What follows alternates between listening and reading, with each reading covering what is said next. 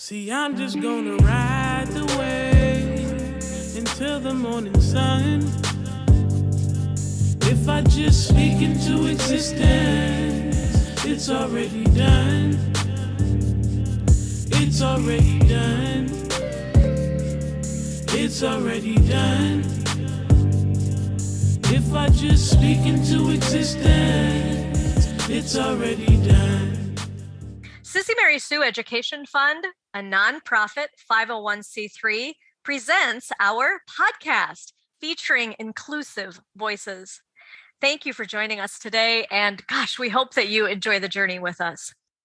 Welcome to Educating Empathy. I'm Dr. Wendy Mulhauser-Tingblad, and I am so thrilled to share with you today. We are going to talk to Mamie Singleton.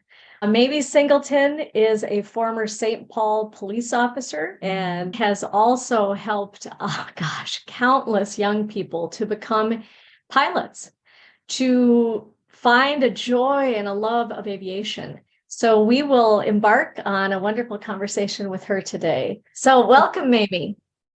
Thank you. Glad to be here. It's so wonderful to have you.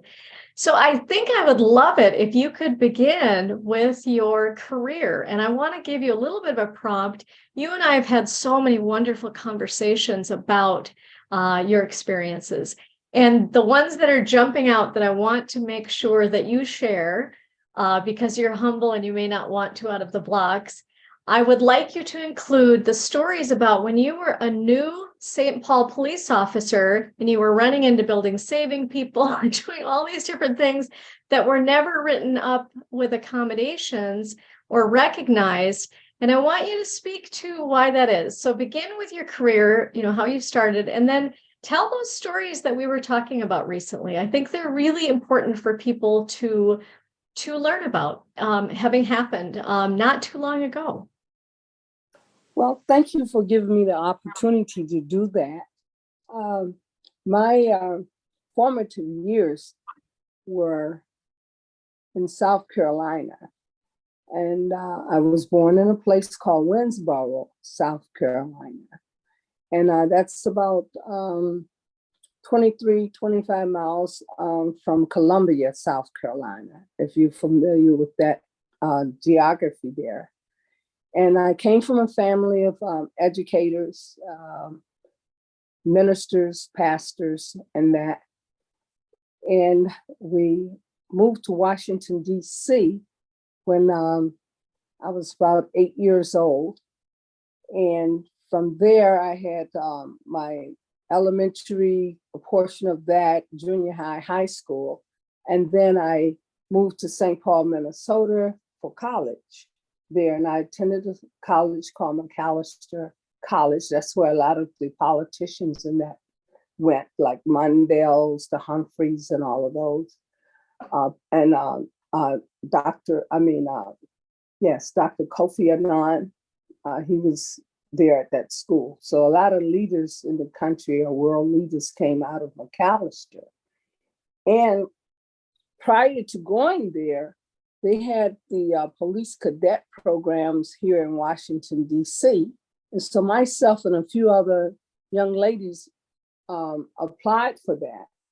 But I had told myself, whichever one come first was what I was going to take. So the college opportunity came first. So even after being there, I still had wanting to be a police dear to my heart. And so I was sought out looking for different officers to see if they had women on the force and what was it that I could do to get on there, because I still had that passion in my heart. And I found a couple of guys that said, yeah, there's a lady that just came on maybe about 6 months ago. And so I said, really? He says, yes, she was the first. So I said, I really want to do this. And I was weighing about 120 pounds. And literally, if Colonel London or either the Dr. Thorpe, if they put their hands together, you would touch your hand around my waist. I was so skinny. And there was a man named Ron Jones, and in St. Paul that was helping to recruit officers. So he had 2 Doberman Pinscher dogs. And so he would go and get one of the other officers' gun belts. And I used to jog about 2 miles from McAllister College down to Central High School in St. Paul. And his Doberman Pinscher would actually chase me on ice during the wintertime in the snow. And I would run the track, and I actually would outrun those dogs. I was very, very fast. And while running, the gun belt would just go round and around my waist like a hula hoop, because I was so skinny. They didn't have anything to fit me. So what I was doing was working out, trying to get fit for the agility test to get on the force. And out of over 2,000 people that took the test, I was number 15 overall during that testing period. So I didn't have to fulfill no EEO type thing because I was up in the top percentage. And so I did pass that test. I did get on the force with St. Paul. And then there were 6 other women that came through that class, but I was the only Black woman that was in that class. And I graduated with honors going through the academy and that. And actually, a lot of the local now chiefs of police in these small towns around in St. Paul, I actually was their field training officer, and or I tutored them in the academy at St. Paul Police. And when I would go out and I would investigate, I wanted to make sure I took care of the cases as I would if it was my own case of my personal complaint or whatever. And I wanted to make sure everything was fresh, thoroughly done, collection of evidence, not have to worry about a follow-up investigator having to go back and redo all of what I could have done right there at the scene. So I would do that and put my cases together.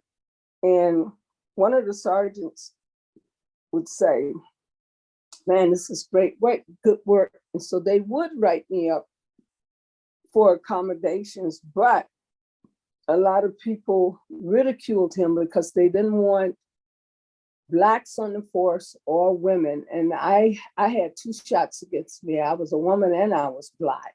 Then I was young, and which you can hear now, spoke Southern. It was no question that I was a minority because of my dialect.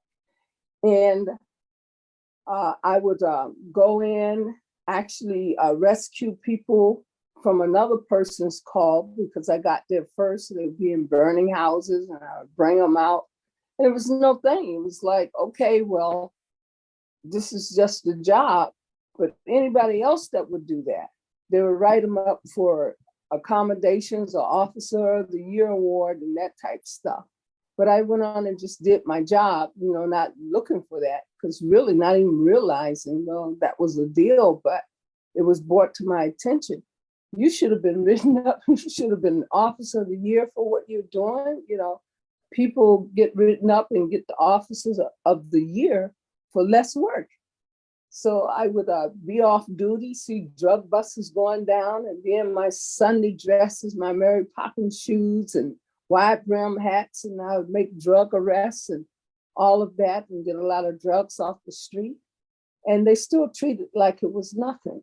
So that was pretty well much a lot of the things that I did go through. But about 2 months or so ago, this one sergeant who did write me up for the accommodations, and he was ridiculed. I was out at a VFW having lunch with some friends, and he looked over and he said, "Mamie Lanford, is that you?" And I was like, "Well, yeah, hey, Sarge, how you doing?" And he had tears in his eyes. And he says, I just want you to know that you are one hell of an investigator. He said you was the best that ever came through there. And I wrote you up, and people really ridicule me and browbeat me because I recognized your gifts, your skills, and how you were good at investigations. This is quite frankly, I told my coworkers, man, are you kidding? The way this woman investigate? He says, really, with her way of investigating, it's no need for us as sergeants to go do anything because everything is thorough, complete, and it's done fully. So he says, there's no need for that. So I asked him, I says, really? Did that really happen? I was like, well, do you mind if I record this? Because one day I might want to write a book and it'd be nice to have your quote in it. And he said, sure. And then his wife chimed in and says, well, I tell you what, it was so true. And I want to just back up everything he said. Because my husband used to come home and cry about the way you was being treated on the job and how it wasn't much that he could do, but he was trying. And that it broke his heart to go through all of that. So that was one of my stitches there, with the St. Paul Police. It's so important for people to be able to hear that experience, because let's go back to what range of time were you a police officer, and what year did you begin? That was in in 77, just for the year 77, and I actually graduated then in October of 77. I was 20 when I started. I had just turned 21 to be able to carry the gun and be on the street and all of that. And how many years? It's almost 30 years on the St. Paul force. And I retired 17 years ago. Wow. Goodness. Okay, I want to go back to something else that we've talked about that I was just so enthralled with. And it was you sharing with me that you believe strongly in walking the beat, in being a part of the community, and community policing. And when you were engaged in community policing, as you built the relationships with people, you had shared that there wasn't even, it would help circumvent crime. And then in other instances, when people were in trouble, that it helped you with the communication and different things. If you want to speak to that, that would be great. And then also, how and when you began interacting with at-risk youth, to girls and boys, to bring them into an aviation kind of a program. But go ahead and start with the community policing piece. I think that is so powerful. Well, in the mid-70s, policing then was so centralized. And then they began to break things down into what they call team houses or districts. And so they had then decentralized it, and they had like 6 team houses. So you were in each section of the city had their own little team. And so we were able to then more personalize the policing. And so they had foot beats, things of that. And back at that time, they had call boxes. We didn't really have the radios. You had to light on the boxes. You had to go, you see the light or whatever, you walk there and open the box and call down to headquarters and find out what the call was that you needed. And so then we had gone into using radios, communications. Also, we were EMTs at that time too, because they really didn't have the paramedics going then at that time. So you would have to Dr. Thorpe that's on, you would have doctors that ride in the squad cars with you, and you would be EMT, and they go on calls with you and that type thing. So we had a lot of that that was going on. So in walking the beat, and with me speaking a Southern dialect, they wanted to try to keep me away from the main people in the neighborhoods and that, because at that time, if you look, St. Paul and Twin Cities, there were about only maybe 1.5% to 3% Blacks in that town. So it was a lily white town, and some of the officers, it did not happen to me, but some of the officers would go on calls and they'll tell you quick, hey, we call for police, and they would have problems, on their beat in certain areas of the town. But I never ran into that staunch type verbal abuse from citizens or anything like that. Okay. But I was very firm in the way that I handled my job. I was very prayerful because you had co-workers whose wives didn't want women in the squad car with their husbands that long, 10 hours a day, because we work what we call 440. So you work 4 days of 10 hours, and then you was off for 4. You do 3 sets, and then you work 5 days of 10 hours and then 3 off. So we did that in terms of work, but also the men wouldn't want to come and work with you because they didn't want the women on the job. So a lot of times when you should have had a field training officer, you was working alone because people were boycotting you. So we had these big police manual books, like these thick telephone books you used to have. So we had books like that. And every report was written by hands. Computers wasn't around then. Wow, I suppose.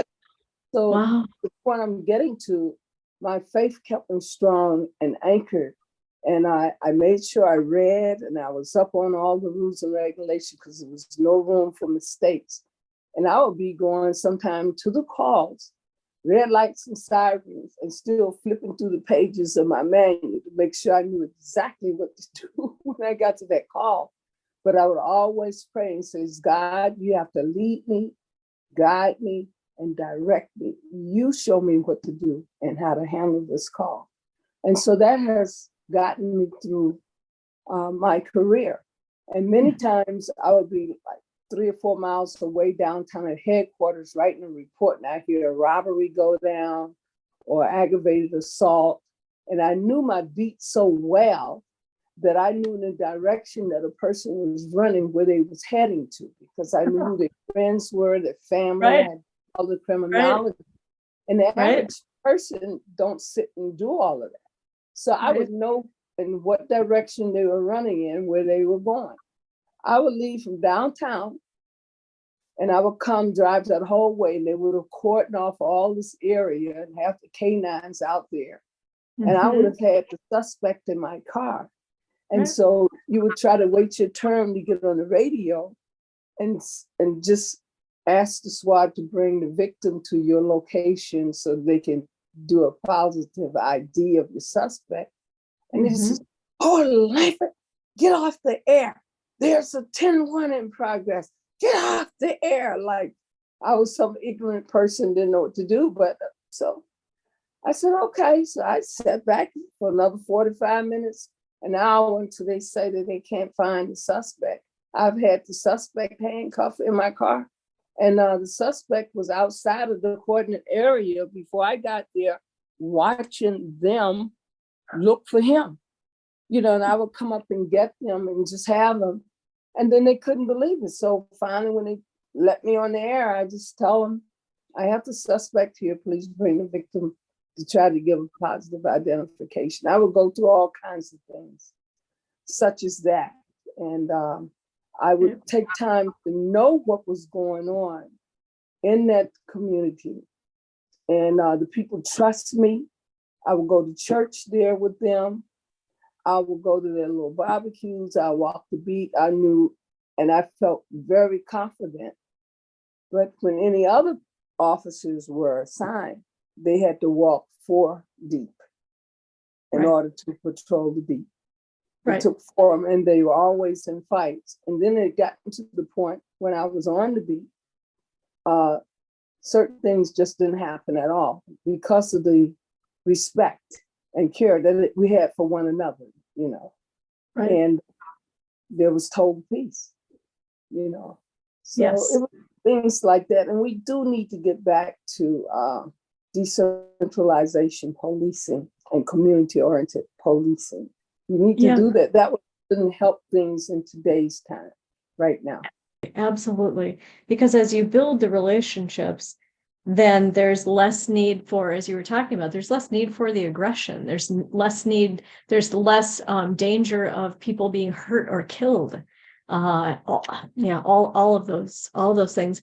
I remember the story that you had told me about, was it a mother came to you? There was something about drugs, and I think the mother came to you and said, so and so is doing this. I know you'll find out about it, so I'm just turning him in. Because of wasn't there a story like that where you had a relationship with that family and that mother, and so the mother trusted you, and the mother wanted the child to be as safe in someone's care as possible in the area of policing. Am I getting that one right, or is that a little? You're getting it right. Quite a bit of that did happen, and even before I would go to roll call early in the morning at 7, I would get calls at 4 or 5 in the morning and tell me that these things have happened and my son is this and that, or can you come, would write a search warrant, type thing up, and with them turning over evidence and that to me. And by the time the roll call and this type thing, they would talk about it and everything, I would have given them the written report number and everything that I made know that the evidence was there, already turned in. And they wanted to know, was I staying up all night long? Do I ever sleep? How is it that people like this? But the trust was there.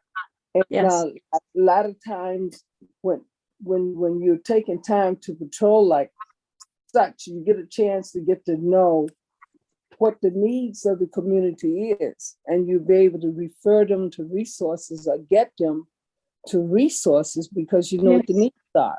And then it'll help minimize a lot of chaos, confusion. One might be someone need a job, or some of the kids they thinking is being truant or being incorrigible is not because they choose to be. It's from embarrassment when you have to wear cutout jelly bean shoes in the snow and ice at 20-degree weather with socks on and walk to school. A child don't want to do that, not in Minnesota.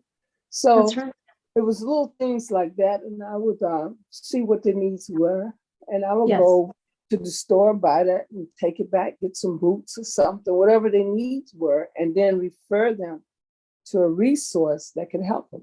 A lot of people don't know what the resources are out there. That's right. It's such beautiful stories to hear from you.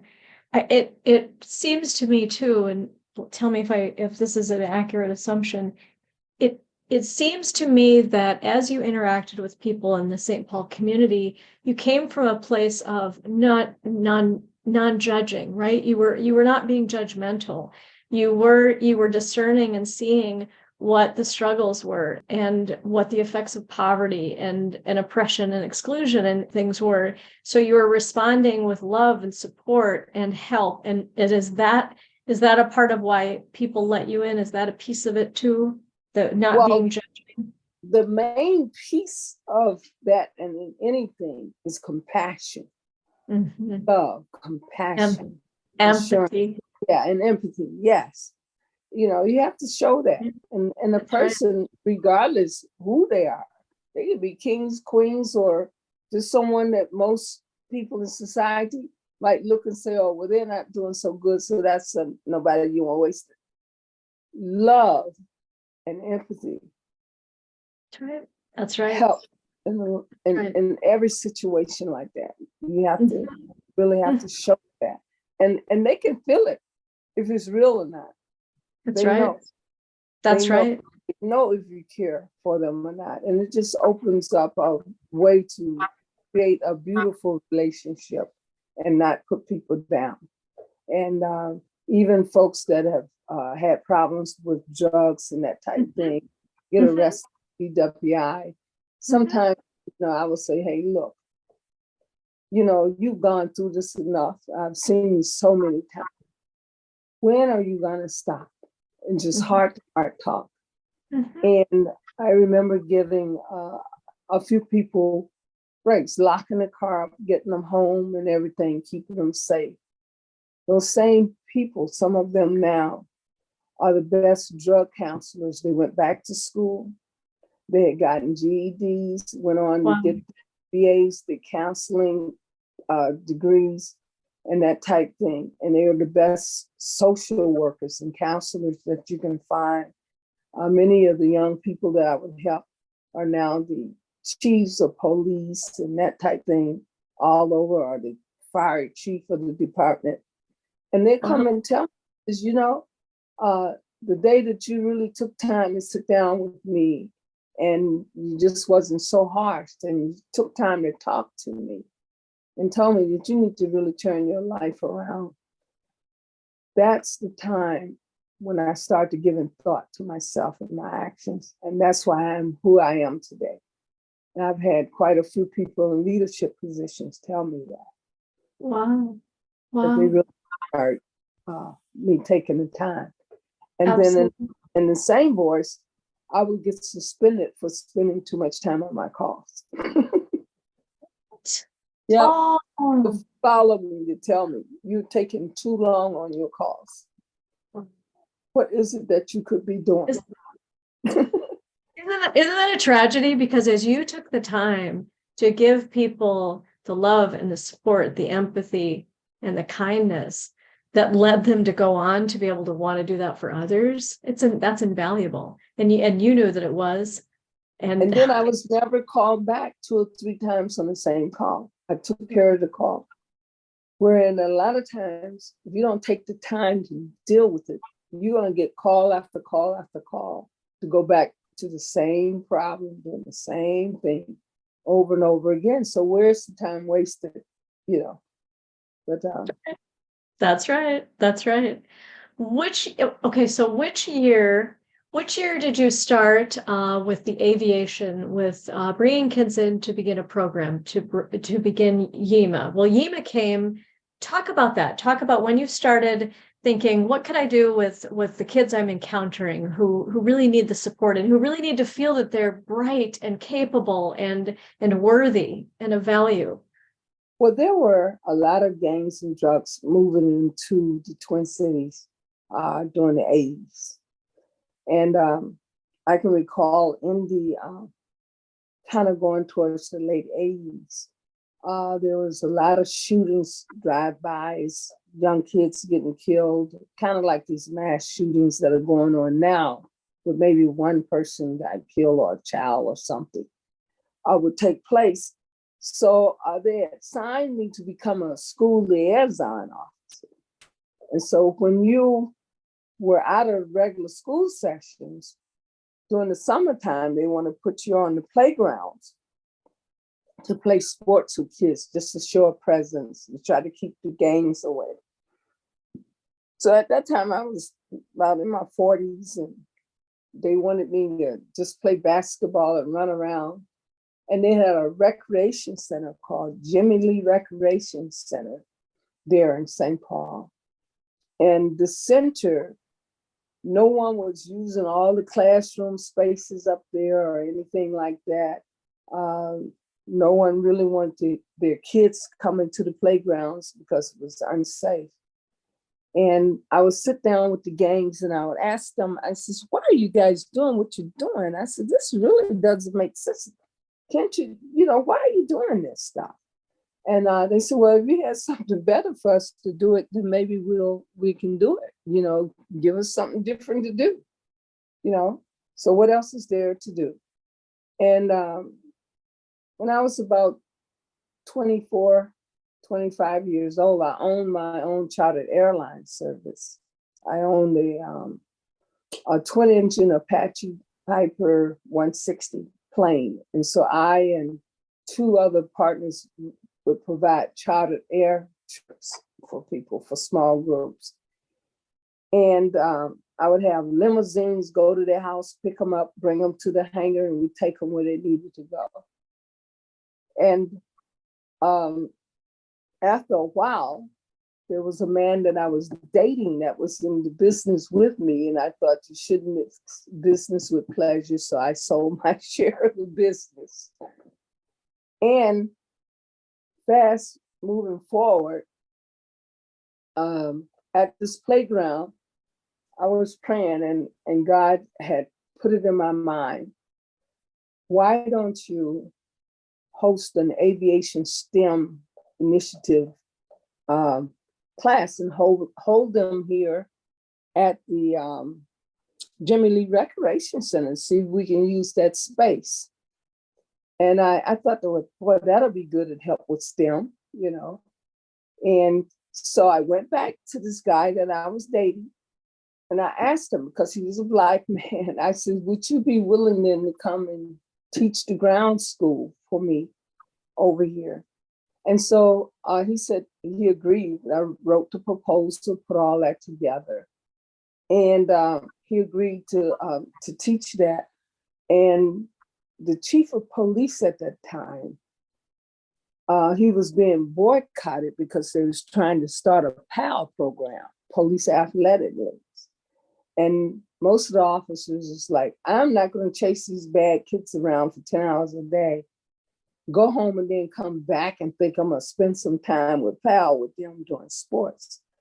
But they're not going to do it. So the Department of Public Safety of Minnesota had given grant monies for this program.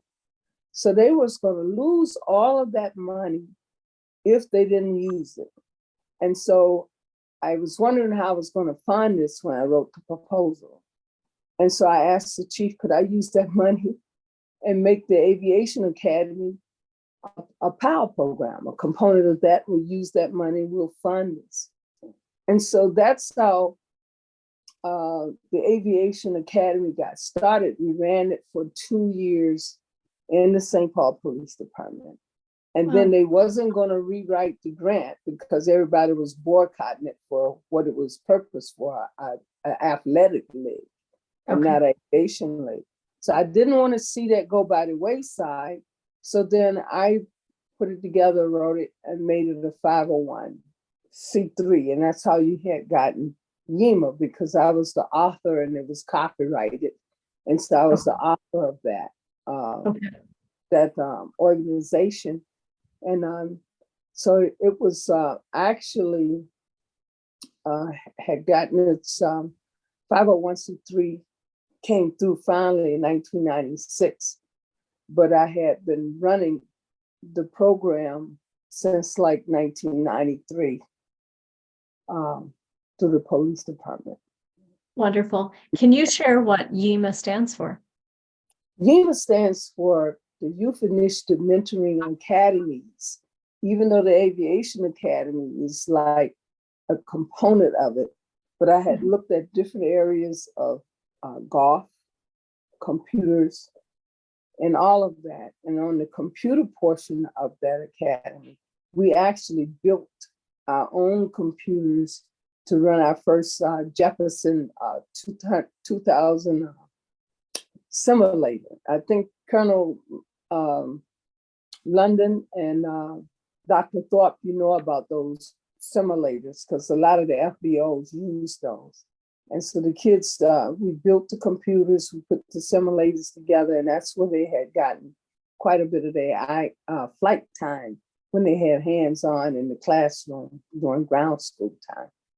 And but we would actually go out and sometimes day one and have the hands-on experience of flying real fixed-wing aircraft, the 172s. And we chose 172 because a flight instructor, along with an adult mentor and two of the youth, could go up together if they checked their weight and all of that type thing.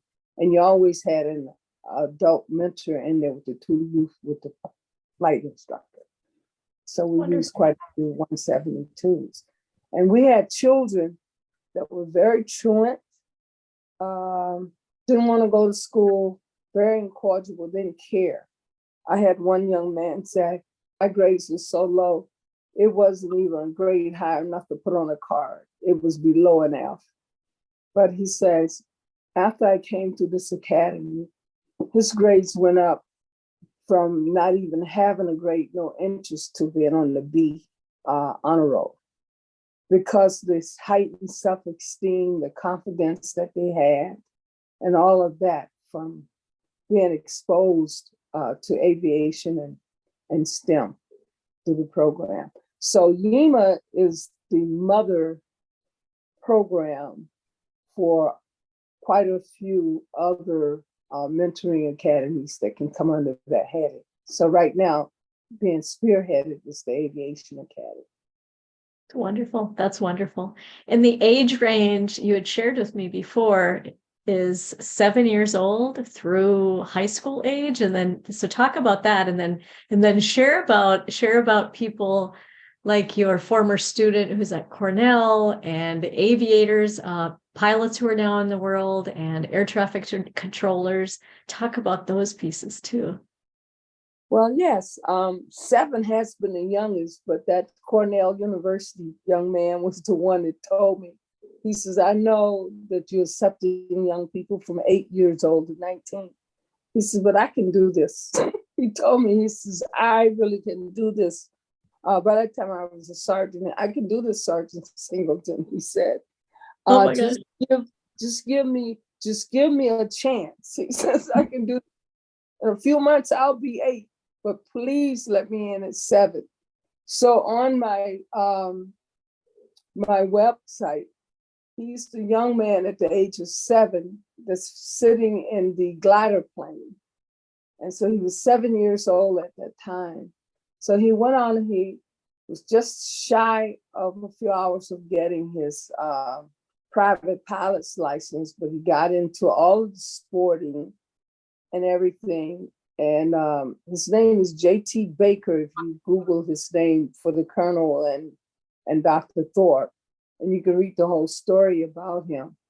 But they was taught leadership skills, life skills, workable skills, all of these type of things while coming through the Aviation Academy. And so a lot of things these kids had to do was to stand up and to talk and speak, and they had to get up and know what it was that they were going to be talking about, know who they were, know how to present themselves in any kind of scenario and situation. So these kids at 8 years old and 10 and 12, and if they were in the other little organizations such as karate and that type thing, or football, and whenever they had an opportunity to speak, they would be the first to jump up, you know. And they would speak and speak so eloquent until their leaders would say, where did you learn that? How did you know to do something like that? You know, and it was like, well, we learned this in our aviation class, our YIMA aviation class. And that we taught that an opportunity doesn't go away, it just goes to the next person. So you get the first shot at this thing. And so always be ready to go. And I also worked with the original Tuskegee Airmen, and some of their things that they live by is being ready to go, you know, and make sure that you know what you're doing and expect to win and all of those things. And so we use those principles, and they live by those. And quite a few of the original Tuskegee Airmen were mentors directly with the young people that was coming through YIMA. And you can, the most famed ones contributing to World War II, like I think Lieutenant Lee Archer, that is passed on. You had Colonel Charles Dryden, who started the aviation science program at Howard University, and one of the first Black pilots that flew for Northwest Airlines, Woody Fountain, was under his teachings there. And he lives now there in the Twin Cities now. He had been mentors and tutors to all of these kids. So I can remember one of your board members had asked, how do you pick your mentors? How do you get them and that? And this is how I come across the first P-51C plane that they restored, that they're flying now, the P-51C Mustang. YIMA kids used to pull the fuselage around in the neighborhood parades to raise funds to build that plane.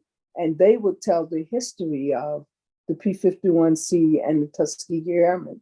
So now they have what they call that rise above trailer that goes around flying the P-51C plane to tell the history of the Tuskegee Airmen. So that's how how YIMA was formed. It was through the young wayward boys and girls that wanted something to do. They needed help. They needed that love and compassion, and then God's blessings on it. That's how it was formed. It's absolutely incredible. And you've shared with me too that it goes beyond St. Paul, goes beyond Minnesota. You have been working in other parts of the country and I believe other parts of the world. Do you want to talk about that too? Well, I looked at the need for young Black males at the time that we put the organization together. And there was a lot of high school dropouts in certain cities and around the country. And I looked at Baltimore, Maryland at that time. I think it was Columbus and Cleveland, Ohio, Washington, D.C., and a few other places that the high school dropout rate among young Black boys. So when I first put the organization together, I had the young Black male in mind. Yes. But after that was done, there was an interest across the board. It wasn't just the young Black boys. Right. And the testing, the studying, all that we had to try to evaluate the program did show an excellent impact of how their truancy drop was eradicated. The interest is so high. A lot of those same young Black boys are PhD scientists right now that came through YIMA. Some are about to retire from major airlines, flying for Alaskan Jet. They flew for American Airlines. That's awesome. Horizon Jet, you just name it. And then I had families of people coming through who were homeless that would use other people's transfers to get on buses and that to get to and from the academy sites where we were meeting. And sometimes it'll be at a police station or it'll be at a church, in the basement of a church, or wherever it is that we could meet. That was after the recreation center and becoming a nonprofit. And we would I would have police cars, officers as mentors that would put these kids in the car and they'd drive them out to the airport. And they would actually go up and fly airplanes with the kids. Amazing. When they would come out.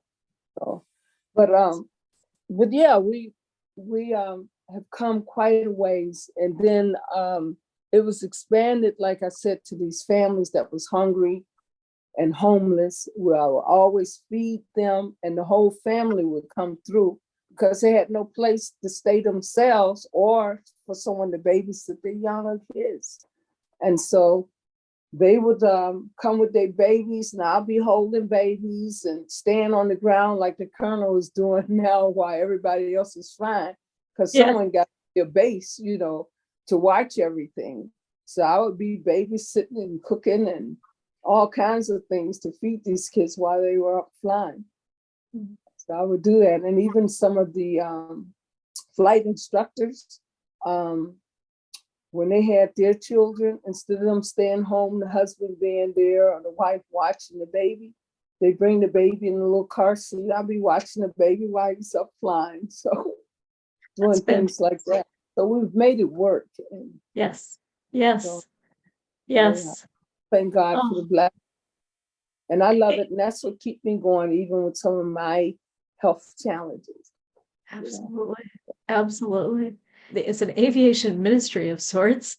It's just so stunning in the structure that you've created, but you're at the core, you with a heart of love and service and empathy and kindness. It just makes me tear up. It's just so spiritual and so beautiful, Mamie. It truly is. And it's so humbling to have met you and for us to be talking about collaborating our nonprofit and your nonprofit, and then another one. Do you want to share how you first came to know Colonel London? Oh my God, it's a blessing. I was talking about the original Tuskegee Airmen, and I love Brigadier General, the late Charles E. McGee. I met him at one of the air shows. Like I said, I would help the Minnesota wing of the Commemorative Air Force with restoring that P-51C plane. And so I met Colonel McGee, also the late Lieutenant Colonel Lee Archer out of New York, which is, you can correct me if I'm wrong, Colonel London, but I think he was one of the only ace fighter pilots in World War II. And Lieutenant Colonel can speak more about that later, but I met all of them. And so it was just so wonderful. And then Colonel McGee's daughter, Yvonne McGee, who's working right now still with Colonel George London, she and the Brigadier General introduced me to the Colonel London. And then with that introduction and collaborations, I was able to then bring my students from Minnesota and then in the DC area to his flight school. At the time, that was AJ Aviation. And so I'm so glad that we've gone on and made this a 501c3. Hopefully we can raise enough funds to teach quite a few other children. So Colonel, with that, that's how I met him. It's been the most wonderful blessing that has been added unto YIMA and now to you and himself. And I'm looking to serve quite a few more people. And I'm very glad that Dr. Thorpe is there, because Dr. Thorpe, I'm on the board of the National Medical Association and also the Black Doctors Association there in Minnesota for about the last 40 years. And one of the careers that the children are interested in is in medicine. And what we do is at the end of their graduation to give thanks back from going to the academy, we host a community spiritual health workshop. And so the children are co-presenters along with their doctors at this workshop. And they design health awareness posters, put it out in the community for illnesses that predominantly strike the minorities, like prostate cancer and breast cancer and that type thing. So they go to labs, they study, they shadow their medical professional and everything. So all of that is built in with YIMA under the mentoring and the leadership and career path. Wow, I had no idea about that. Yeah. Gosh. So Wow, that's fantastic. And you have the cooperation of the community, because I'm telling you, when you have cooperation and people see the vision and everybody work together, you can have nothing better, because you can have all of this and no cooperation. It's going to be a difficult plight to have people around me like all of you. It's a blessing. So beautifully said, because it's absolutely true. When people collaborate with similar hearts of service, amazing things happen when we just give it up to our higher power and believe in one another, but believe in service. So Colonel London, can you dovetail on that and talk about when you met Mamie Singleton and what the beginning was like for you when you were collaborating? Mamie's a hard person to follow. She's done so much, But anyway, when I met Mamie, I was kind of surprised that someone from Minnesota would come down here to want to try to fly.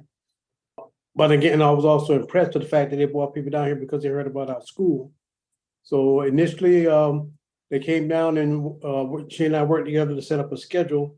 And she said, I'll be back in a few months, with the students, and we'll do some flying. So I said, okay. I didn't expect that to happen because people said they were coming before and didn't show up. But they showed up and had some really sharp people, and a couple of the adults to help there were pretty good individuals also. It was just a joy to introduce them to flying, especially in this area here, because we have some special airspace here that no one else in the nation has. That's because we are so close to DC. We got the one area that's relatively close to DC called the Flight Restricted Zone, which we have renamed the Freeze. Okay, so everyone in here had to have their own personal pin in order to fly planes out of or into the freeze. With exception of airlines was already scheduled to come in and out. And then outside of that, it's another area called the Special Flight Rules area. So you have to have training in order to come into that area, which is a little bit larger.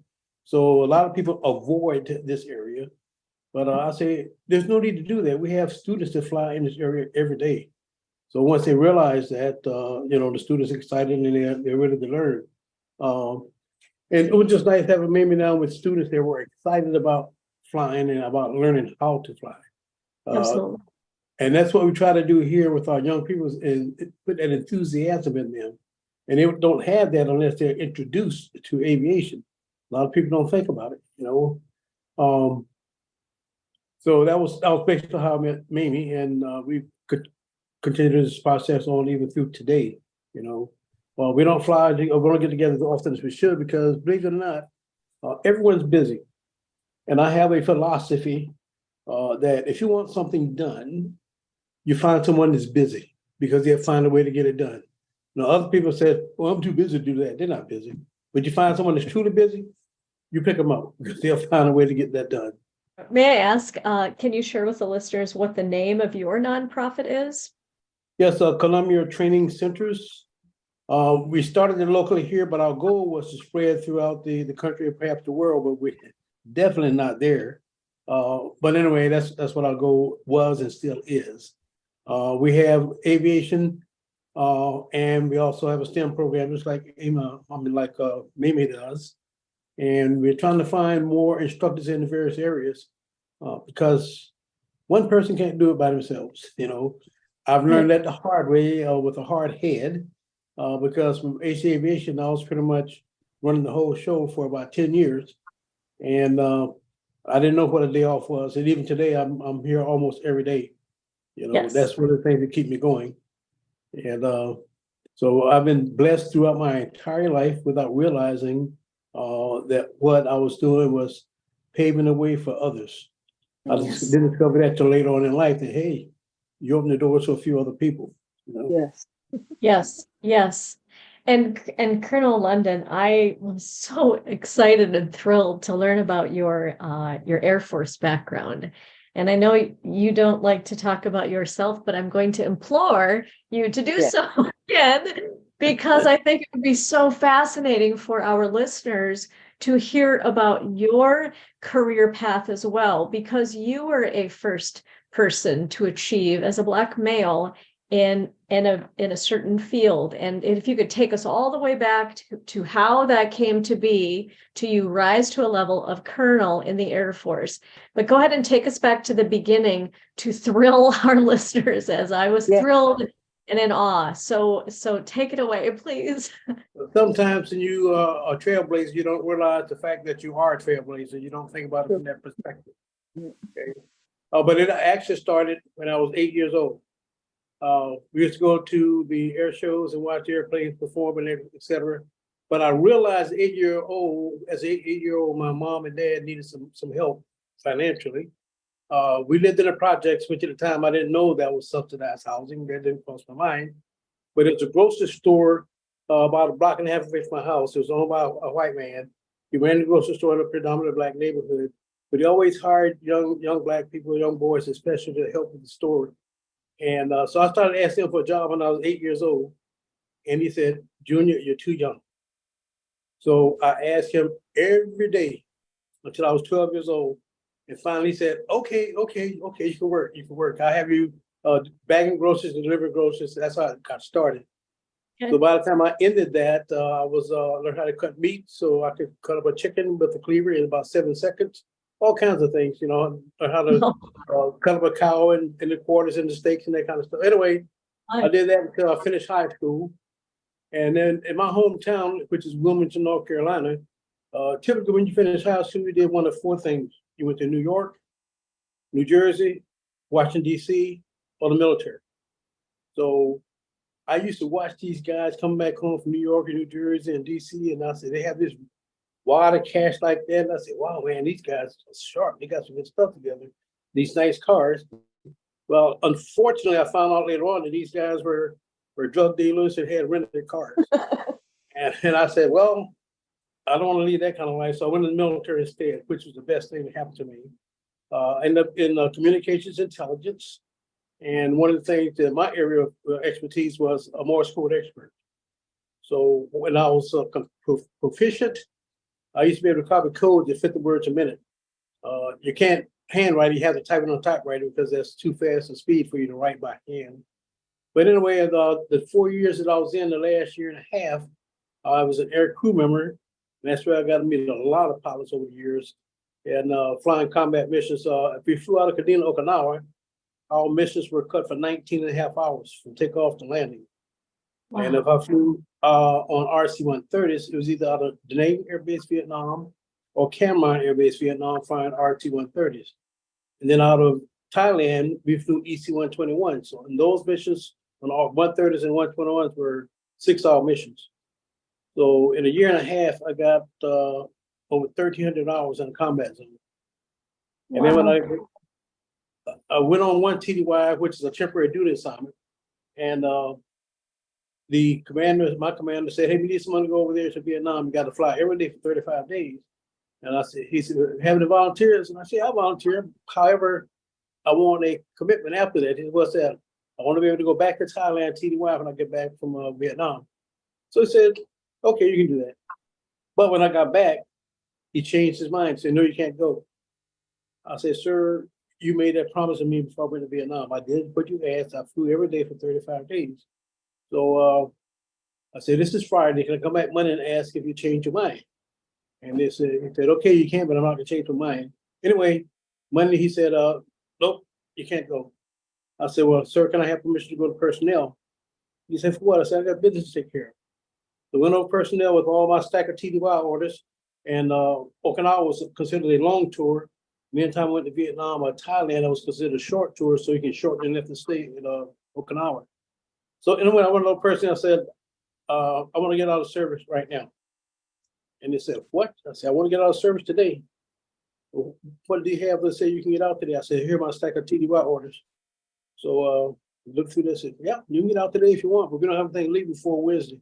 I said, put me on it. So Wednesday, I left Philippines, come back to the States. Left Okinawa, come back to the States, getting out of the military. And then when I was out, I wanted to go to college, but couldn't afford it. But that was one of the reasons I went into the military for the GI Bill. So the GI Bill was really good.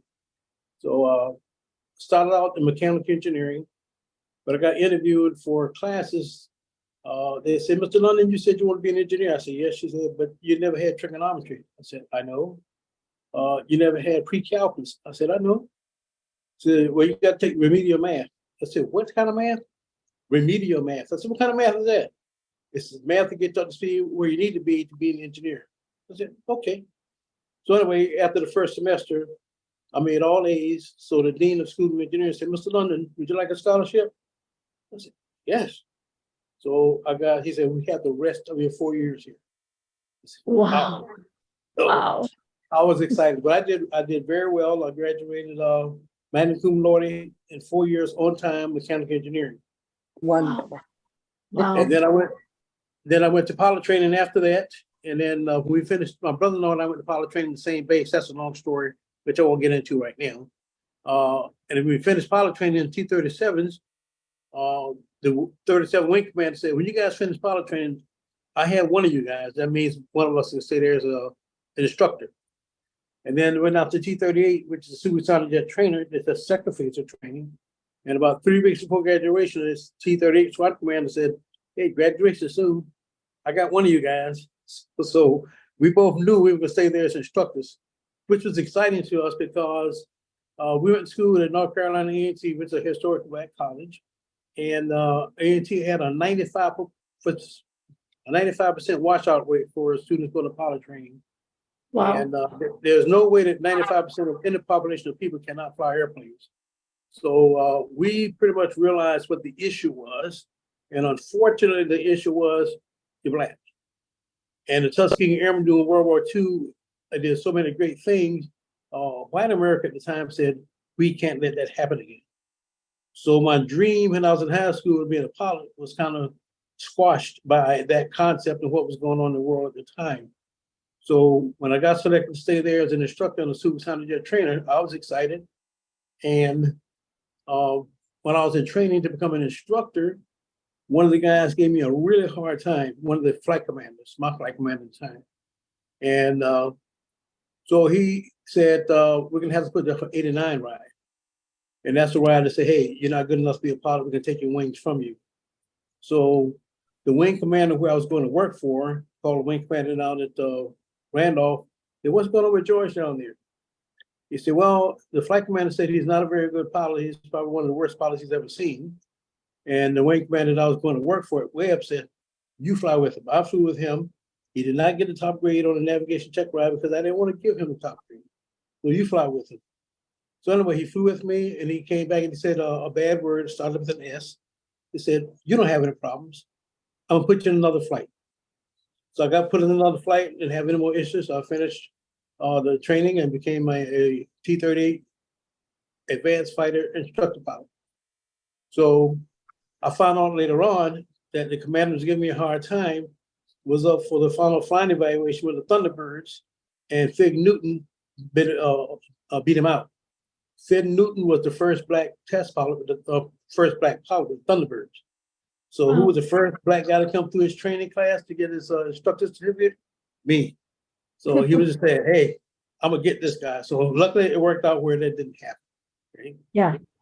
So anyway, I flew with a T-38 instructor pilot, and that was 1974 to 1977 when they closed the base. And my brother and I are excited because we say, hey, now we get a chance to help other young blacks when they come into pilot training. Yes. However, our base, they turned into an all foreign student training base. So we did not get a chance. Wait. All foreign student training base. Foreign students from other bases, other countries. I hear So you. we still get a chance to fly with black pilots. Wow. I said, wow. So anyway, when we got reassigned, he wanted to fly all fighters, and I said, I'm going to fly all big airplanes. So we both got 141s to McGuire Air Force Base, New Jersey, different squadrons, so we did that, found over the world in 141s for 4 years. And then 1981, I applied to AFIT to get my master's. I tried to get my master's in McGuire in mechanical engineering. However, I got launched on a Bravo mission, which is supposed to be a 4-day mission, but I got home 21 days later, and I said, I can't continue grad school like this. It just doesn't work. So I applied for the Air Force Institute of Technology, got picked up for my degree, and started class there that next summer. Anyway, the first semester, first quarter, we were on quarter system. I did well except for one course. It was aeronautic engineering of supersonic airflow.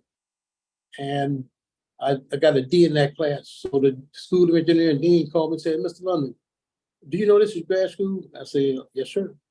He said, well, what's your problem? I said, I don't have a problem. He said, you didn't do well. I said, I know how I did. He said, well, why did you do that? I said, well, 2 reasons. For the first is you guys lied to me. And secondly, I was flying your airplanes, i.e. the Air Force airplanes, for the past 8.5 years. So I didn't have time to adequately prepare for grad school. So he said, what do you mean we lied to you? I said, all the paperwork, and I can show it to you, say I was coming here to get my master's in mechanical engineering. My bachelor's is in mechanical engineering. But when I get here, you guys say, oh, we don't have a mechanical engineering program. You get your master's in aeronautic engineering. I said, okay. So that was a surprise. But anyway, that one course got me and said, well, we're going to have to put you on academic probation. I said, all right. So anyway, the following year and a half until we finished, I did very well. And the thesis project that I was assigned, initially they said no, because 4 other grad students did not get a chance to complete that thesis. So I was able to complete the thesis with 1 aerodynamic theory. And me being stupid like I was, I finished early. So they said, hey, we got a lot of time left. Why don't you do the thing again with a different aerodynamic theory? So the first one was something we call the double lattice method, aerodynamic theory. Okay. And so here, try strip theory. So I did that and I got results in both cases where the guys previously never got results, and the results are very similar. And me being stupid again, finished a little early, said, hey, we got some more time. Why don't you try a third aerodynamic theory, which is called the Mach box theory, MACH, like the speed of sound, Mach 1. Anyway, so I used that theory also, and I got results from that. And they're all very similar between 3 different aerodynamic theories. And I got a grade for that. I got an A-. And I said, wait a minute. I did all this work. No one ever finished the program yet, or the thesis topic. So why did I get A-? Plus my advisor published my paper, and he was my advisor, so his name is in there too, at this main meeting across the country for engineers, saying, hey, this is great work. So why did I get A-? Anyway, never got an answer to that. And another thing, since we're going to school for a time, they said the Air Force is paying for your education, so you have to take a full load every quarter. So at the end of a year and a half, we had 91 quarter hours. We only submitted 48 of those hours for our master's degree. So anyway. Oh, wow. So after that, I was working in a special program for intelligence. And I said, well, I'm gonna apply to test pilot school, but I figured I would not get picked up because I just finished a master's program in aeronautic engineering. And I got picked up anyway. And went out to it, but said, if you get picked up to go to test pilot school, you are, as an engineer or a mathematician or physicist, then you're automatically in. But as a pilot, you have to go in and you have to fly an aircraft that you're not trained in, and they want to see what your learning curve is and give you a chance to see what being a test pilot is about. So if you don't pass that 5 flight eval, they send you back to operation unit, said, oh yeah, you're not good enough to be a student, you go back to your operation unit. So I passed that and was sent there as a student in the test pilot school. Wow. Wow. So I didn't have a way at the time. Since then, I wrote a brief article, which I shared with you already, which you haven't seen yet. But anyway, I wrote an article because one of my students in school said, Mr. London, the odds against me because I'm Black. I said, no, the odds against you if you're not prepared. So I talked to him about some of the things I've done and how I prepared myself to move forward in life. Then I got back to my desk and I wrote this 2-page paper that I use, and I pass that on to young people all the time, and I shared that with you. But one of the things I said is, in any given year, the Air Force has between 14,000 and 17,000 pilots on active duty. Each year, they select 30 pilots to go to test pilot school. So if we take that lower number, 14,000, and divide that into 30, you see you got about a 0.2% chance of being picked up to go to test pilot school. Okay. And then if you go further than that, in the article I talked about the first 12 Black test pilot school graduates, and I was the 9th one, and I was the 9th one in 45 years of test pilot schools, so the 9th Black graduate. I was the first one to go back as an instructor test pilot, so I was the first Black instructor test pilot in school. Wow. So, and then I got picked up and I was assigned to the C-17 program. And in 1990, the aircraft was designed before that, but in 1990, everyone was getting ready for the first flight and everything. So when time came to select the crew for first flight, my boss turned his name in, and by rights, he should have because he was the CTF director. Anyway, he called me to the class. I mean, to his office about 3 weeks later, said, Mr. London, they turned me down, saying I don't have enough proficiency to fly in the test program, to be the test pilot on the first flight. However, I turned your name in and they gave you a thumbs up. So you're the pilot for first flight. I said, are you kidding? Nope. Said you're the pilot for first flight. Wow. So at the time, the Air Force had about 12 test pilots, and McDonnell Douglas had about 12 test pilots. And Air Force and McDonnell test pilot had to fly an aircraft together. So anyway, I flew the first flight on the first airplane. That was September 15th, 1991. Wow. First airplane cost $343 million. I was a co-pilot on the first flight and pilot on the second flight. Wow. A year later, I was the commander. I was in charge of all C-17 flight test operations. I had 5 airplanes worth $1.2 billion. I ran the flight test portion of a $43 billion acquisition program. I had 900 people work for me. I was still the only Black pilot in the organization, but I was the commander. I was in charge. So, and then I got reassigned to the Pentagon after that, eventually got out of the military. So I retired in 19. Wait. I'm sorry. Back up. I got into the Pentagon and then wait. Okay. So how long were you at the Pentagon? From 1993 to 96, I was assigned to Andrews Air Force Base for the last 2 years. It is an office called the Joint Program Office for Test and Evaluation. Our job was to look at the new weapon systems coming out from the Army, Air Force, Navy, and Marines, and see if we had an opportunity to be able to test those new systems. And if we're not able to test them with what we had, then one of my jobs is to make recommendations to the Department of Defense on what we need to do to improve our test capability. So I did that after I retired in 98 after 31 years. Wow. And then when I retired, 3 of my 4 daughters went to college off this scholarship back here. This my wallet, because they didn't list me and study like they should. So I said I had to become a Beltway bandit to pay for their education, which I did. So when all of them graduated, we didn't owe any money. However, I always wanted to teach high school or college. And while I was in active duty, I was applied to teach college at Andrews Air Force Base, but no one ever called. So I went to one of the universities and I said, hey, I applied to teach here and you guys never called me or anything. The embassy on you said you wanted to teach engineering classes. Well, we don't have an engineering program. And she said, you say you wanted to teach, you could teach math too. I said, that's correct. She said, but you don't have a math degree. I said, I have an engineering degree, which has a lot of math involved. Anyway, they never hired me, so I gave up on it. Anyway, when my the youngest daughter was a senior in college, I applied to teach high school and got picked up to teach high school at Bishop McNamara at Forestville.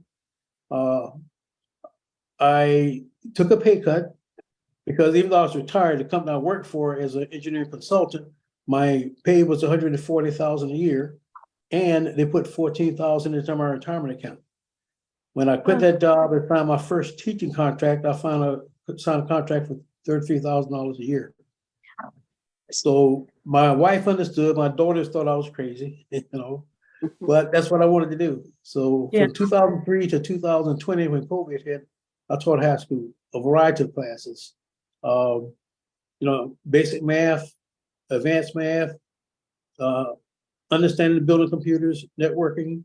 Then I got into teaching the Cisco networking classes, which is a very challenging series of courses. And then I also taught introduction to cybersecurity, 2 different classes there. And during the 10 of the 17 years I was there, I also started running Aviation. That's when Mamie and I met. So I've always been busy. My bachelor's degree, as I said, is mechanical engineering. My master's is in aeronautic engineering. I have the equivalent of a PhD in aviation. I graduated there for test pilot school. And as I said, I'm the first Black test pilot instructor in school's history, teaching 2 of the most challenging courses they offer there, introduction theory and aeroelasticity. Those are 2 courses I taught. And then high school, all my classes were always challenging. But when you're teaching young people challenging classes, you have to make it fun for them. Yes. The way you make it fun for them is challenge them with things about it. Say, here's what I can do. And they said, how'd you do that fast? I said, I studied, do you? But then I say also, I read a couple of books. So here's one book that will help you significantly. And so the kids were always impressed.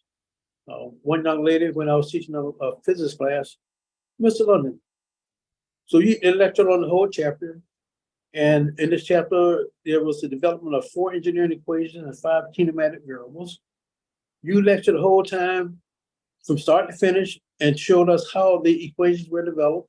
Also, what the concept these equations match, because math is a language of physics, but you never had your notes. I don't see any notes. I said, my notes are up here in my head, but the book is on the desk closed. I said, I don't need the book. Right. So they were thoroughly impressed. And they said, how'd you do that? So even now, when I showed them some of my math skills, they said, "Man, I want to learn that." I said, "I can teach you." You know, Yes. how that's done. So Yes. briefly, without being long-winded, that's how I got to where I am today. It's incredible. It's an incredible story, but I'm going to back up and ask you a couple more questions. One quick thing, and I'll let you ask your question. Okay. I've been to all 50 states, 31 countries. I've flown 57 different aircraft, and I've also flown all the way around the world. It took us 9 days, but we flew all the way around the world in 1986. In what kind of airplane did you fly across the world in 1986? There was a task force of 4 airplanes. I was the task force commander. And Three of the airplanes were RC-135s, AC-135s. And then we had an EC-18, which is a Boeing 707 in Boston Airlines. And we modified it for a military mission. So it looked totally different than the 707 that came in. We flew it. Anyway, I was the task force commander, and we were supposed to fly from Ascension Island in the middle of the Atlantic to Mombasa in Kenya. But one of the countries canceled our overflight clearance, so we all had to go down to South Africa and then up to Mombasa. And in South Africa, my airplane broke, and I said, "We're not staying here." The reason is, when we got off the airplane, the guys picked up the pilot and the navigator from the other 3 airplanes, and they just happened to be white. And they came to my airplane and picked me up and my navigator. We were both black. And they said, "Oh, but we understand the task force commander is over here. Where is he?" I said, "That's me." And the guy's eyes got this big. And he said, "Okay." So anyway, he had to take us all to base ops. And I said, that car had wings on it. He'd be able to rotate, because he couldn't wait to get us out of his car. But we stayed on the ground for about 9 hours to get our airplane fixed, while the other airplanes went to Mombasa. We went there later on to catch them. So anyway, we were supporting a mission out of Diego Garcia. Our mission was to monitor a satellite launch out of the space shuttle to make sure the rocket fired the right amount of time, and was placed in the right orbit. So we had 4 airplanes, different places out in the ocean to monitor that launch. And then we continued the rest of the way around the world in 86. Wow. That's incredible. It's all just incredible. Okay. I want to ask a chronological question. When you ascended in the military, in the Air Force, then at what year did you achieve the colonel status? Okay, that was in 1996. Actually, yeah, 1996. 95, because then they have 3 years time and grade to retire. So I retired in 1995. Okay. And when you went into the military, because you were educated, so you went in at a higher rank from the beginning, right? No, when I went in, it was right out of high school, so I was enlisted. That's right. That's right. I apologize. I was thinking the other piece, once you did the undergraduate and then in engineering and then the aeronautical engineering master's degree, then you went back in, correct? Yeah, I went back in after college as a second lieutenant. And that's when I went to pilot training, and then I stayed there as an instructor. And then 4 years later, actually 8 years later, I went to Africa to get my master's in a test pilot school. And that's what I was thinking about. I did sort of remember that it was out of high school, but then I knew that with your other advanced degrees, then you went back in. I think it's really fascinating to think about being a test pilot, because you are on the planes to test the equipment, and a multitude of things can go wrong. Were there times when you had to ditch an airplane? Tell me a couple of stories about things that maybe you discovered when you were on planes that were sort of harrowing. Well, one of the things you learn when you first become an instructor, flight instructor, you think you know how to fly. You don't. The students will put you in positions where you have to recover. That's when you learn how to fly. Okay. So I was an instructor in T-38 for one flight and virtually killed. It wasn't intentional. The student just didn't. It was one of the foreign students from the intentional or foreign base, and you have to be careful what you say to a foreign student, you know. So we were planning to do a heavyweight single engine go around in a T-38, which is a supersonic airplane. So I said, when you do the go around, go ahead and light the afterburner on one side and make sure you retract the gear. As you do that, he retracted the gear late. So in the T-38, with the gear up, you only got a 6-degree rudder deflection. With the gear down, you got a 30-degree rudder deflection. So as soon as we delayed retracting the gear, we roll upside down right over the runway.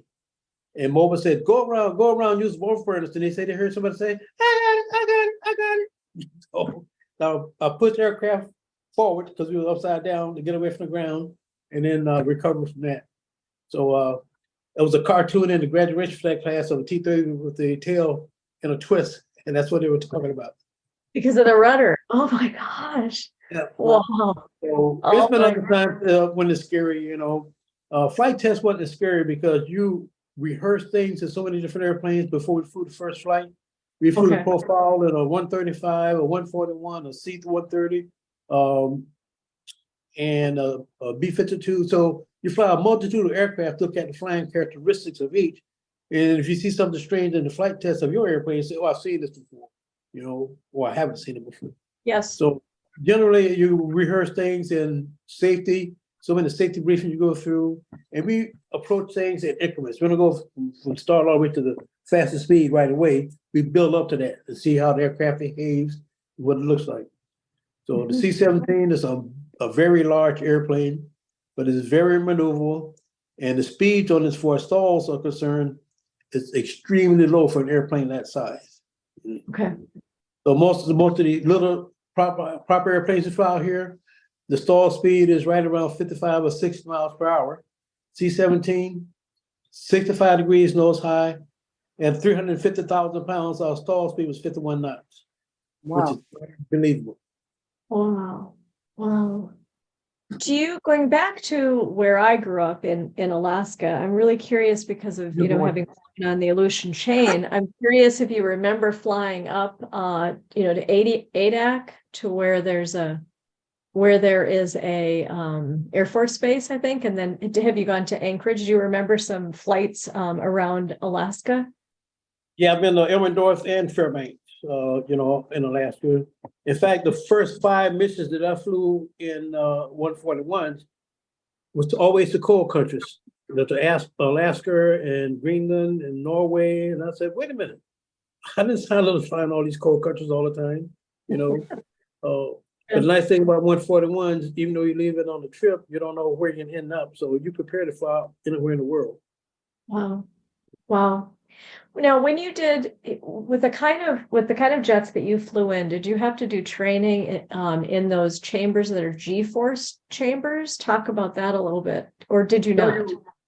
No, you think about the I can't think of the name of it now. The satellite, the astronauts use that we didn't have to do that, but we do have to do special training for ejecting out of aircraft is relatively fast. So we teach you the proper way to get out of the airplane. Because it's a rocket that fires your seat out of the airplane, and the parachute will hopefully bring you back down to the ground safely. And some of the airplanes end up having a 0-0 capability. In other words, you're sitting on the ground and the rocket fires, you have to get out right away from sitting on the ground, get you high enough so your parachute will deploy and you get back on the ground safely. Oh, wow. Have you had that? Oh, no, I haven't had it yet. No. Okay. Yeah, okay. You don't want to do that unless you have to. No, you don't. No, you don't.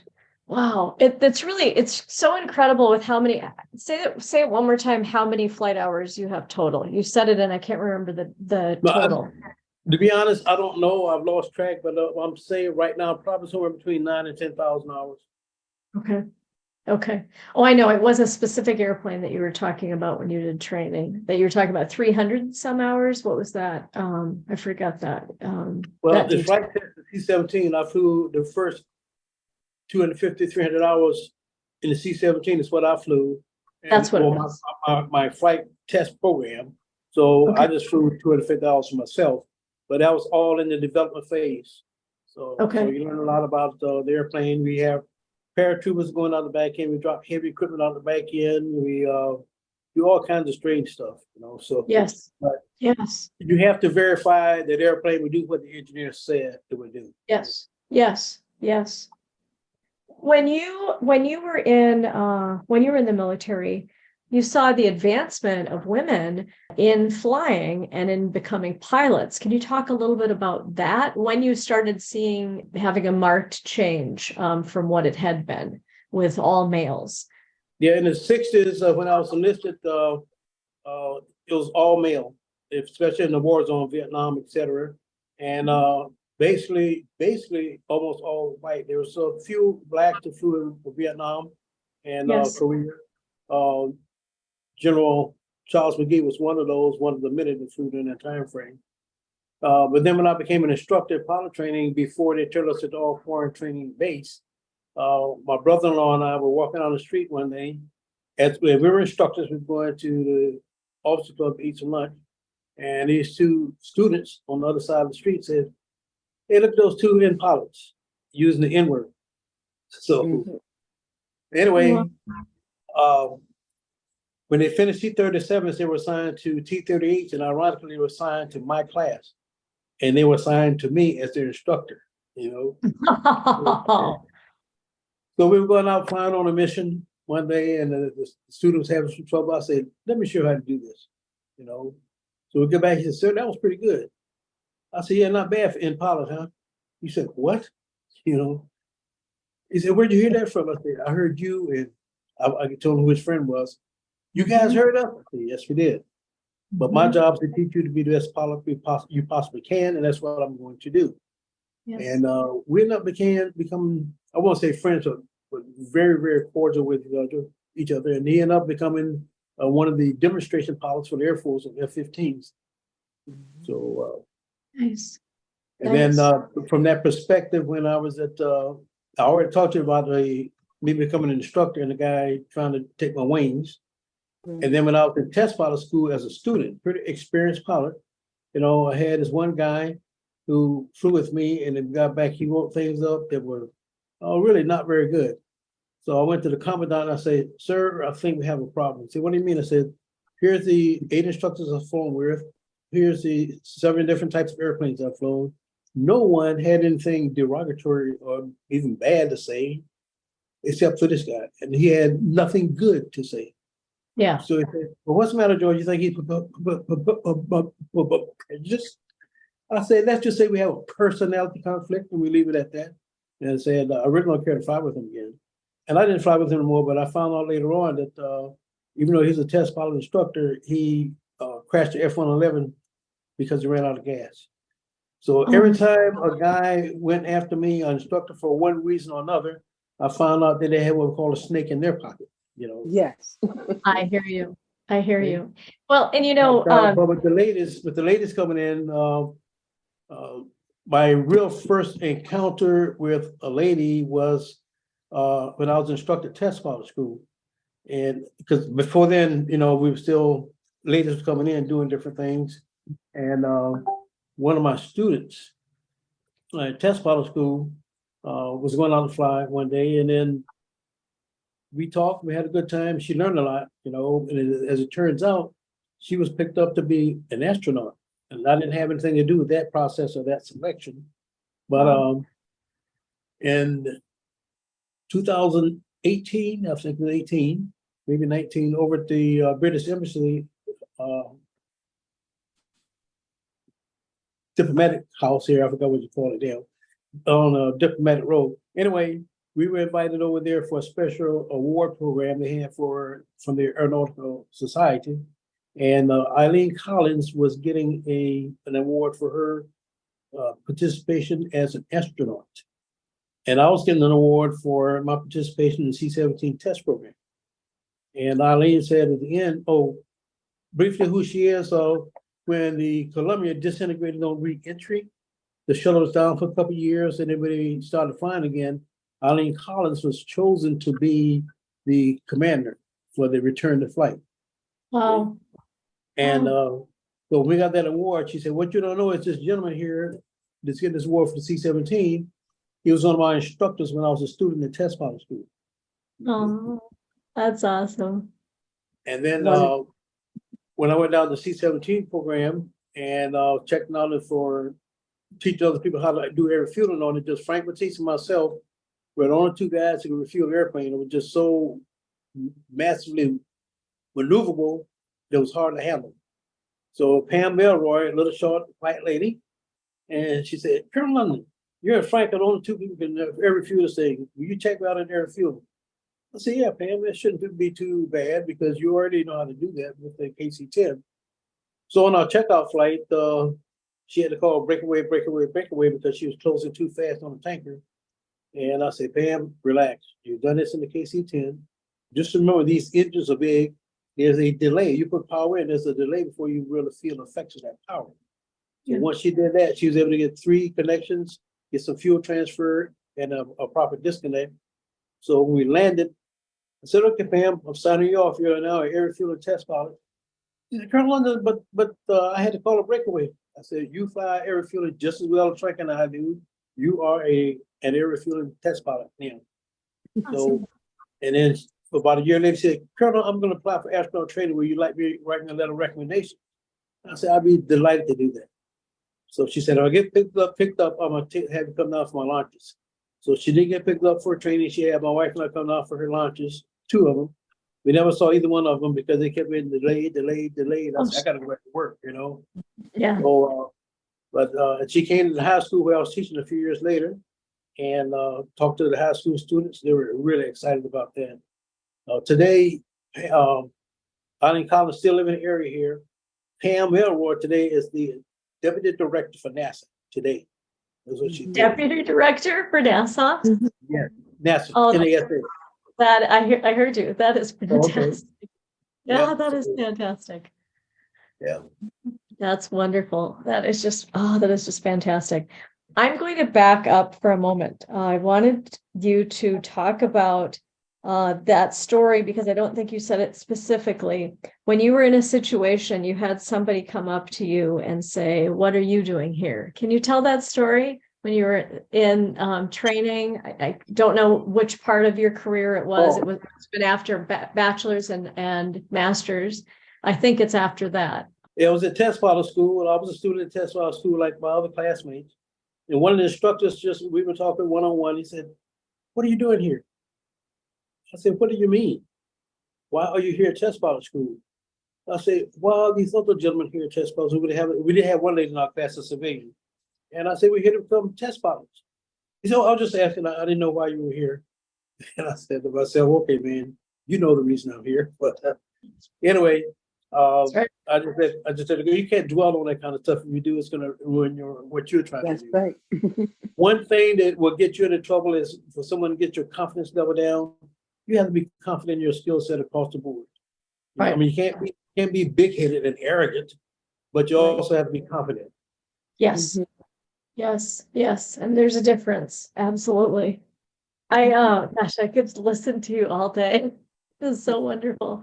So I'm so struck. I wanted to ask you more questions about teaching, but I think you did such a beautiful job of explaining why you loved it. You went from $140,000 career to $33,000, and you said your daughter's. I wasn't broke then because I never count my retirement pay. There could a couple people wanted to hire me and said, "Oh, but this is how much you get in retirement." I said, "No, we don't know. I earned that already. I'm getting hired. You can pay me for what I'm worth today." Yes, absolutely. I just think it's so beautiful that you have a heart of service through teaching. It sounds like it felt so wonderful for you to be able to empower young people to understand how bright they were and how capable they were. And I loved hearing that part of the recipe is challenge, is encouraging and empowering, but making things tough too, so that kids and young people can feel their own brilliance, can feel that with work and study and the grit that they can get to where you are, and to where anyone is who's a professional and a pilot and any kind of, and a person in any profession. What are some other reasons that you loved it? Well, the key is, it's, in my opinion, to motivate young people. And one of the ways you do that is you use yourself as a reference, as a point of the virtue, if you want to call it that way. But anyway, I tell my students, I said, "Why do you go to college?" I asked them that first of all. And they said, "But to get a good job." I said, No. You go to college, get a good education, which you hope will lead to a good job. Okay. I said, "What's the other reason you go to college?" They said, "Well, I don't know. I mean, make good money." I said, "No, you go to college to party because you're away from home, away from your parents. You're going to be on your own. You don't know what to do. Okay. So here's some suggestions I have for you. One is you need to party. You need to relieve that stress that occurred during the week. So when your class is on Friday, if that's your last day of class, take your books and put them in the trash. Okay? Get rid of all that stress, but hope the trash man don't come before Sunday night, because Sunday night you're getting your books out of the trash and you can prepare for the next week. So if you do that, by the time you get to your junior year or senior year, your grades be good enough where if they allowed you to, you can get all Fs and still have a GPA good enough to graduate. Whereas if you took the other stream, your freshman year when you're away from home and you party, your senior year, you say, oh my gosh, I don't know if I can graduate if I make all A's. So you determine which pot you want to put yourself in. Okay? Right. So, and then another thing I tell my students, it says, look around the classroom, in the class, I don't care what it is, look around the classroom and say to yourself, no one in this class is smarter than I am. But you can't go around with your head stuck up in there saying, I'm smart. You know, you don't have to do that. If your skill set and your knowledge base is there, you don't have to say a word. It will be recognized. Right. See? So keep that in the back of your mind. And then always be there and always be willing to help someone else. Because someone might not understand as well as you do. Pass that skill set on. You can always teach as a young person. Pass that skill set on to them. Yes, yes. When you speak in this way, what comes to my mind is you must have had really wonderful teachers and mentors in your life. Is that true? Yes and no. Yes, but my mom finished high school with a high school degree, diploma. My dad quit school in 8th grade to take care of his mom. But I was pretty much always a self-motivator. I always pushed myself. And even in high school, some things I did, my parents couldn't help me. And the first time I realized I had a skill set that was relatively good was after I went in the military and I came home on vacation. He said, Mr. Johnson talked to me today about you. I said, what did he say? And Mr. Johnson was my chemistry teacher in high school. And he said, are you as smart as your brother? And my sister said, we'll see, won't we? You know. And that's when I heard someone refer to me as smart. And then a few years later, I was home on vacation with my oldest daughter. She was young then. And I heard this old white man, pardon the expression, this old white man said, Junior. I said, Junior. I said, oh, that's Mr. Hatchett. That was the guy that ran the grocery store where I learned to work, you know. Yeah. I said, oh, Mr. Hatchett, how you doing? He says, fine. He said, this your daughter? I said, yes, it is. And he said, are you smart as your dad? And she said, yes, I am.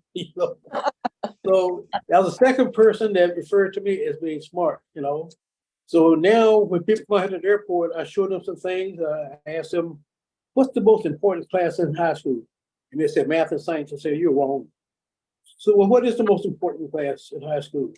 I say every class, because you don't know where your future is going to take you. You think you know, but over the years, your career is going to change, your desire is going to change.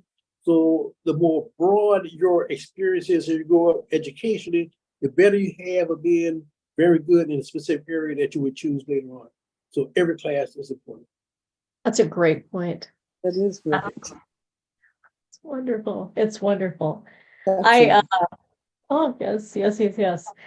Oh goodness. Well, gosh, this is just so fantastic. I could continue to speak to the brilliant Mamie Singleton and the brilliant Colonel George London for another 2 hours.